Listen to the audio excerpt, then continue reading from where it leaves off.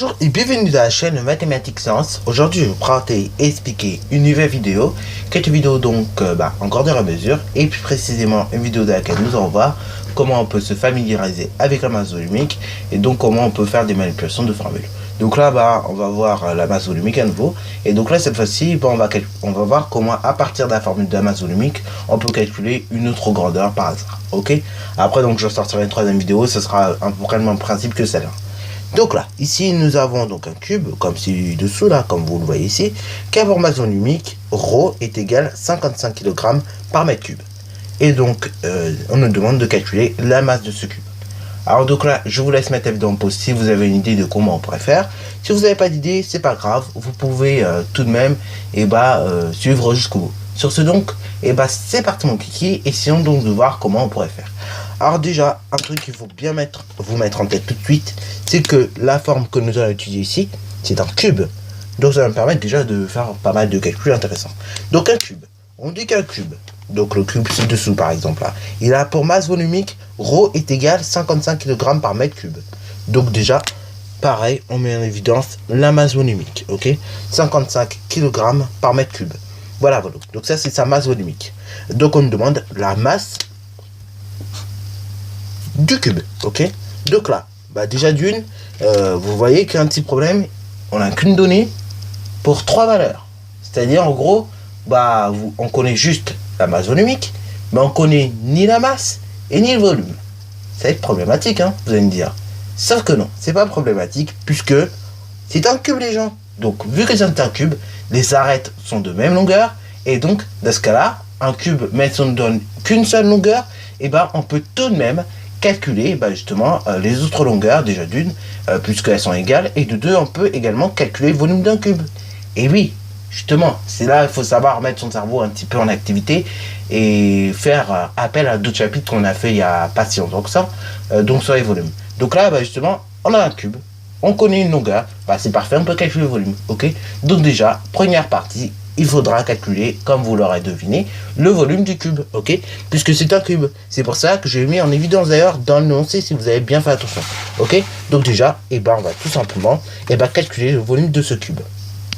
Voilà, donc là, justement, on va calculer le volume de ce cube. Et donc, pour calculer le volume d'un cube, on rappelle, on fait tout simplement V est égal, donc, à côté fois côté fois côté. Donc, côté fois côté fois côté. Ou bien également, côté au cube, c'est la même chose. Alors là, si tu as du mal avec ça, tu peux éventuellement appliquer cette formule. Mais après, si tu as fait les puissances, là, cette formule, elle est facile à appliquer. Ensuite, du coup, V est égal à côté fois côté fois côté. Ce qui veut dire que le volume est égal à 5 multiplié par 5 multiplié par 5. Ce qui veut dire 5 au cube, ok. Ou 5 exposant 3, c'est la même chose. Ou 5 puissance 3. Bon, généralement, le terme puissance, voilà, c'est limite. Le mieux, c'est quand même de dire exposant. Parce que normalement, si vous regardez un clavier d'ordinateur et que vous allez par exemple dans un traitement de texte et que vous voulez par exemple taper 2 en exposant ou 2 en puissance, ça va vous afficher un 10 ou exposant, ok. Et dans ce cas-là, il faut taper exposant. Donc c'est pour cela que c'est exposant déjà d'une, ok. Comme ça évite de dire des bêtises. Alors donc là, V est égal à 5 fois 5 fois 5, ce qui veut dire 5 au cube. Donc V est égal donc à 5 multiplié par 5, ça fait donc 25. Et 25 multiplié par 5, ça fait bien 125, ok. Donc ça fait 125 quoi. Ça fait tout simplement 125 mètres cubes. Ah oui, attention, je l'ai peut-être pas dit, mais il faut faire attention aux unités, je le répète à nouveau, parce que là vous avez des mètres et pas des centimètres cubes, ok. Je sais, on est beaucoup habitué avec le centimètre cube, mais il faut bien faire attention aux unités. Donc là c'est des mètres cubes ici qu'on a, ok. Alors là éventuellement vous pouvez encadrer, souligner ou bien faire ce que vous voulez du résultat, ok. Moi on va pas spécialement l'encadrer ici puisque le but c'est de trouver la masse.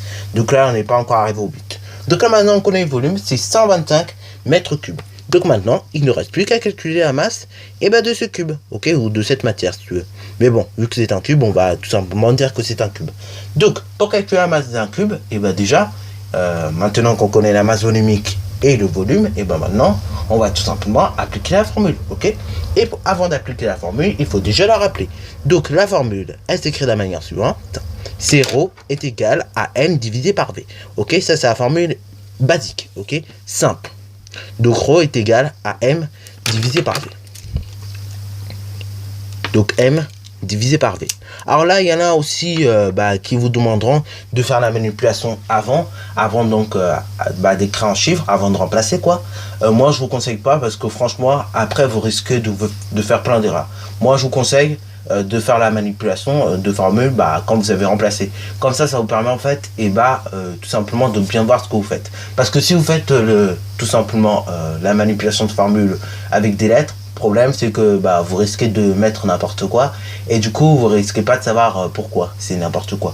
Alors que là en remplaçant on comprend mieux tout de suite. Donc voilà, ρ est égal à m divisé par v.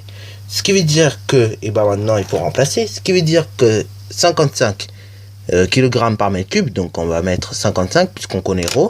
La masse on la connaît pas, donc on va mettre m. Voilà, donc on indique m. Et le volume, est-ce que je le connais? Oui, on vient de le calculer, ça fait 125 mètres cubes, donc on va mettre 125. Voilà, donc là on recherche m. Et donc nous avons la masse volumique et nous avons donc tout simplement le volume. Et donc là, regarde bien. Normalement, il faut un nombre beaucoup plus grand que 125 qui va diviser donc 125 pour obtenir 55. Ce qui veut dire donc que pour obtenir donc la masse, il va falloir faire 55 multiplié par 125. Ok, donc là tu vois, c'est l'intérêt justement de ne pas vouloir remplacer trop vite. Comme ça en fait on se rend compte bien évidemment de ce qu'on fait. Donc m est égal donc à 55. Donc on peut mettre 55 multiplié par 125. Donc on note multiplié par 125. Et là maintenant, si tu as du mal à faire le calcul de tête, ce qui peut être très probablement possible, là à ce moment-là, tu peux prendre ta calculette, ok, et voir combien ça fait. Donc m est égal, et là c'est pas une valeur rapprochée, c'est sûr. Et donc la masse est égale à 6875 kg, ok. Donc imagine bien un cube, donc de 5 mètres de côté, voilà, et qui a une masse volumique de 55 kg par mètre cube, sa masse est donc égale à 6875 kg, ok. Et bien évidemment, cette masse là on peut la convertir en tonnes, ça fait donc 6,875 tonnes, ok. Voilà. Donc là on peut éventuellement encadrer, ok, et éventuellement également on peut écrire la conversion quelque part, ok. Donc 6875 kg, donc ça fait tout simplement 6,875 tonnes, ok. Ça évite donc de pas pouvoir imaginer, ok. Et là tu imagines à peu près 6 tonnes, c'est l'équivalent d'un camion de poubelle qu'on diviserait la masse par 2 quoi, ok. Donc un camion rempli bien évidemment qu'on divise la masse par 2. Donc là on peut encadrer et tout simplement après on va conclure. Et donc là on va conclure en disant que le cube a pour masse 6875 kg, soit 6,875 tonnes. On peut le noter.